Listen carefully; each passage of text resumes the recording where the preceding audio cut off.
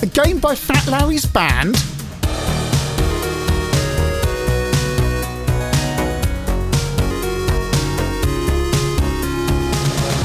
Zoom is a 1988 game by Discovery Software.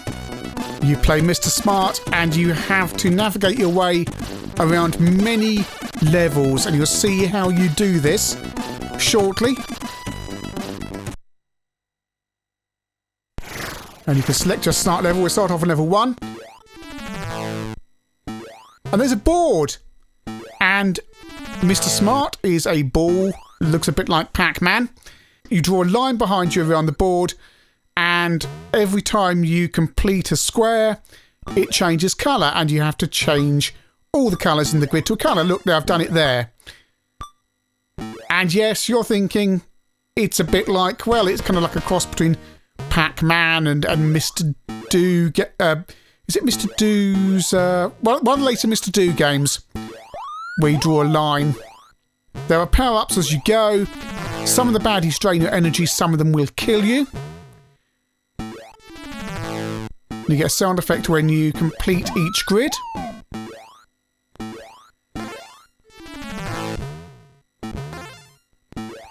You can also drop bombs behind you as well to blow up enemies. And you get bonuses for completing more than one grid at a time.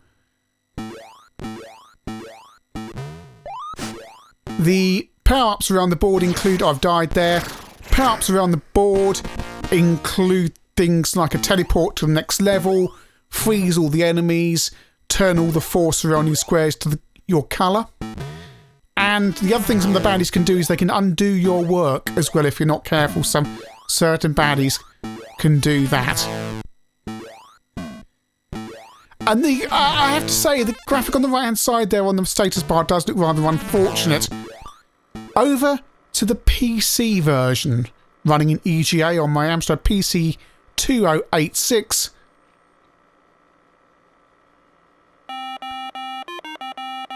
The graphic is somewhat better drawn on the status bar on the other versions. It's just the C64 version, which looks rather unfortunate.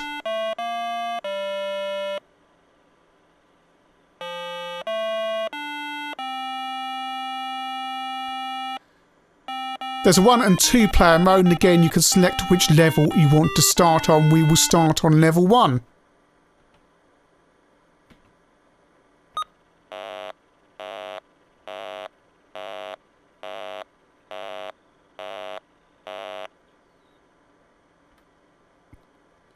Off we go, and it's the same as the C64 version. You run around the map. I dropped a bomb there, and the bombs annoyingly don't blow up the enemies, they just cause them to pause. So we've nearly completed the level now.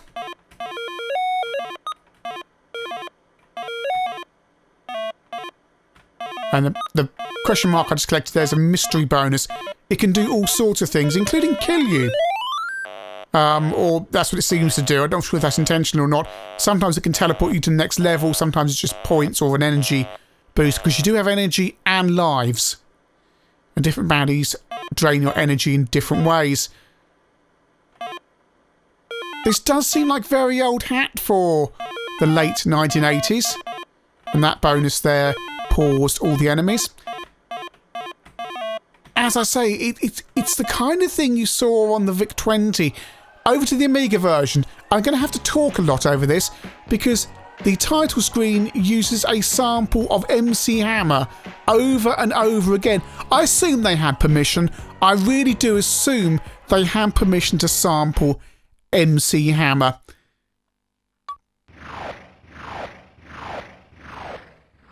And obviously better colour, as you'd expect.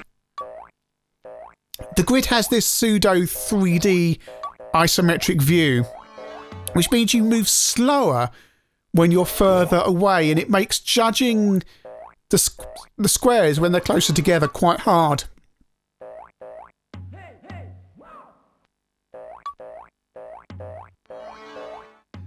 Especially on some of the later levels where the grid, or the screen layout is more intricate. This is a very basic layout here. Forwarded it on, coming towards the end of this level, a few more squares to Go. And so you move slower. It's difficult. The speed changes depending on where you are. Oh, I've managed to skip forward there. On to level 2. Do you like the effect of going between levels here? Very nice. Feels very French. There's no Atari ST version though. Amazingly, there's a Megadrive version. Absolutely amazing. Not quite as smooth as the Amiga version, but it changes the format a little bit because Mr. Smart can now jump, and he's been cutified to look like a console game, and instead of dropping bombs behind you, you throw a ball like Mr. Do. The graphics are nicer though, and it's generally much better looking. However, the magazines didn't really like this. Megatech gave it 45%. One magazine compared it to an Atari 2600 game and questioned whether this kind of game should be released in the late 1980s. And I guess it is that kind of it's a very basic kind of game. And there's nothing wrong with that. There's nothing wrong with a very basic game. Because we know our modern mobile phone games that the basic concepts are often the most addictive. However, this game feels like it's borrowing from so many different sources. And sources that are, well, much better. I was trying to think of the Mr. Do game this reminds me of the most. And of course it's Do Run Run. Do Run Run. Which has the ball like the other Mr. Do games. But also you have to go around a map and in that case circle round objects in order to upgrade them. It's a much better game than this.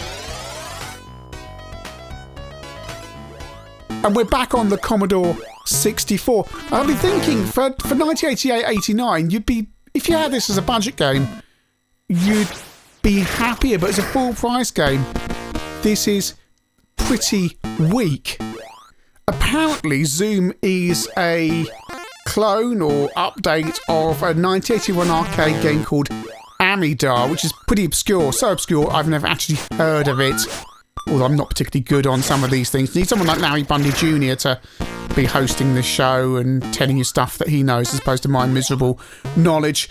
But if this was a more, perhaps, beloved arcade game that was being ported or updated, there may have been more appeal, but I just can't see this as a full price game. It's not particularly polished, it doesn't have anything. Nothing stands out. And it's just this on rail. It's like Pac-Man on rails, almost. There's nothing here to really jump out at you when you could be playing so many other games. And that logo on the right-hand side, well, both those things are still staring at me. Did no one know? It's deliberate. It's deliberate, isn't it? The graphics on that status display are quite deliberate. Back to the Amiga. And your bombs get renewed after a certain time limit, and so you can set them off. And one of my complaints about the game, by the way, is when the bombs are incredibly difficult to see on all the versions apart from the Megadrive, where it becomes a ball that bounces around. So you can lay your bombs down to trap the enemies and get them behind you, but you can't necessarily see them, especially on the 64 against dark backgrounds. This level's particularly tricky because you can easily get trapped. And watch out now because there's holes in the map. They're black holes. You go in the black hole, you lose a life. Second row down there on the left. And they move around as well. And you get a sound effect as they move around. There's just something lacking here. There's just something lacking. You're reminded of games like Sweek, for example, which do the whole painting squares thing so much better than this. But that's a teleport to the next level, so you can at least be grateful for that. And again, full price game on the Amiga for this. No ST version either, oddly. You would have thought that would have been a fairly obvious thing to do, but no.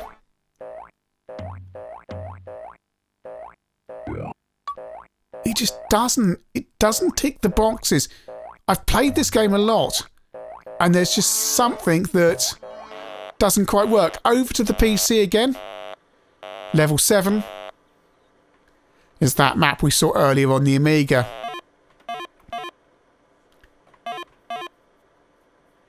Game's probably aimed at an 8086, so we might be running about 20% too fast with the V30 processor in this Amstrad that I put there. That's the thing about PC gaming, unless you're actually on the system or they've throttled it, something's going to be slightly wrong with how you play it. I put the V30 in the Amstrad, of course, to give it a little bit more. Well, it's an easy upgrade because you just gain about 20% speed without having to do anything else. And I found a chip over in Holland, I think it was, for a very reasonable price. Drop it in, off you go.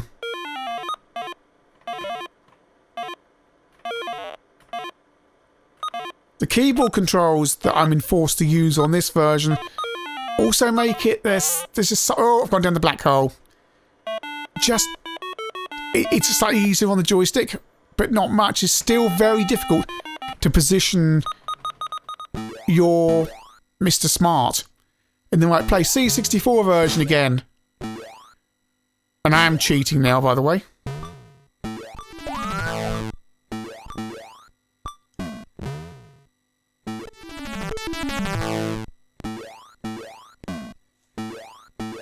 I think the countdown indicates how long it is before more baddies appear, because initially I thought that was the countdown to do the level, but it would be impossible.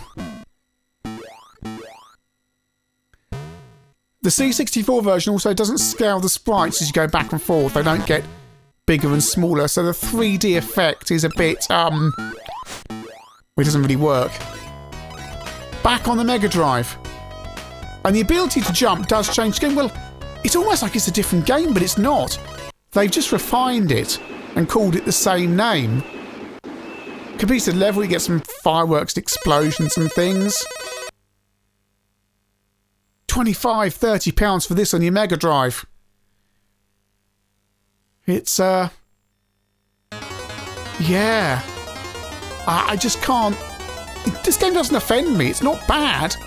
It is perfectly competent. The problem is, everything else is up against. And so many other games that do this kind of thing better.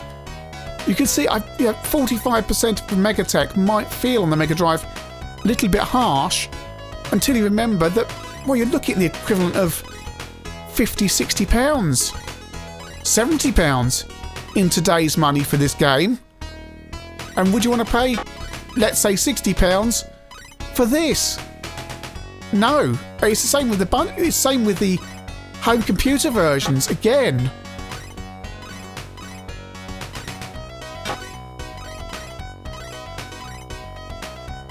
The ability to jump is really nice because you can also jump over the voids as well. Come on, boy. It makes it easier to get away from baddies, but it's still it's still a weird game.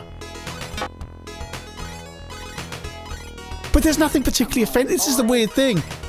There's nothing particularly offensive about it. It's all perfectly competent and playable. I'm not sitting here going, oh, this is terrible. There's just, it's like a... And we're back on the Amiga version.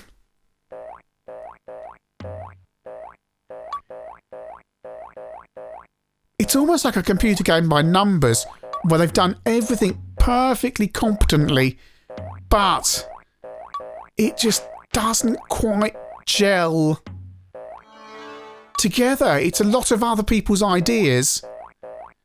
Oh, on the Amiga version, I am cheating, by the way. Now the collision detection is off. This is level 50 on the C64. And it's very difficult now, and the higher the levels, the more baddies you get. Every 7 or 8 levels, the maps loop round, so there's only so many screens you're going to see, but what you will get is more baddies, and they'll be faster and just more aggressive. The bums don't change. The bums are still there.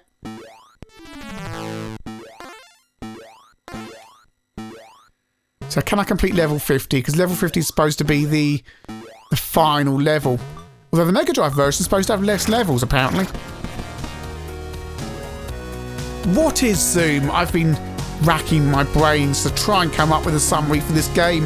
A game I've played for quite a while, and a game that leaves you with not much of an impression.